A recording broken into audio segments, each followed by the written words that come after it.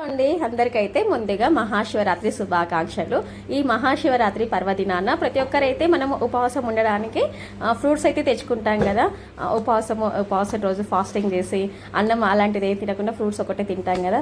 So అలా అని చెప్పేసి ఫ్రూట్స్ అనేది మనం ప్రతి ఒక్కరు కొన్ని అయితే తెచ్చుకోము, ఎక్కువగా అయితే తెచ్చుకుంటాం. కాబట్టి ఆ మిగిలిపోయిన ఫ్రూట్స్తోనే మనం సింపుల్గా అయితే ఈ విధంగా అయితే ఫ్రూట్స్ అలా చేసుకోవచ్చు. చల్లగా చాలా బాగుంటుంది.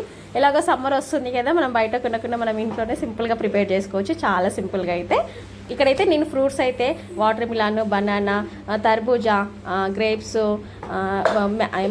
పొమగ్రానైట్, బనానా ఇన్ని ఫ్రూట్స్ అయితే తీసుకొచ్చుకున్నాను. నేను తీసుకొచ్చి ముందుగా అయితే మొత్తం నీట్గా అయితే కడిగేసుకొని ఇలా చిన్నగా అయితే చాప్ చేసి పెట్టుకున్నానండి. యాపిల్ కూడా తీసుకున్నాను. ఇక్కడ యాపిల్ ముక్కలు చిన్న పీసెస్గా కట్ చేసుకొని పెట్టుకుంటే బాగుంటుంది.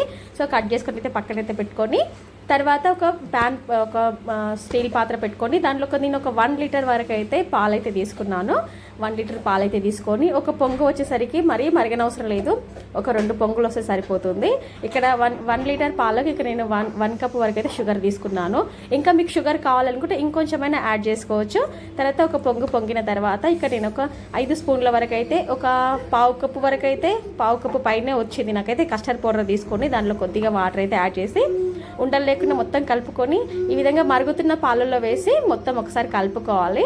ఉండలు కట్టకుండా కలుపుకోండి, తొందరగా కలుపుకుంటే బాగుంటుంది. ఏదైనా పల్చగా అనిపిస్తే మరికొంచెం కస్టర్డ్ పౌడర్ అయినా యూజ్ చేసుకోవచ్చు.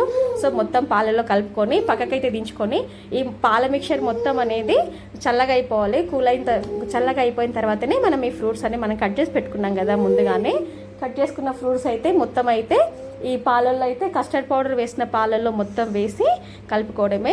చాలా సింపుల్గా అయితే రెడీ అయిపోతుంది. ఇక్కడ నేను చాప్ చేసుకున్నా. మీకు నచ్చిన ఫ్రూట్స్ అయితే వేసుకోవచ్చు, ఎన్ని రకాల ఫ్రూట్స్ అయినా వాడుకోవచ్చు, ఎలాంటి ప్రాబ్లం లేదు. సో మనం కొద్దిసేపు ఫ్రిడ్జ్లో పెట్టుకొని తింటే చల్లగా చాలా బాగుంటుంది. పక్కా ట్రై చేయండి.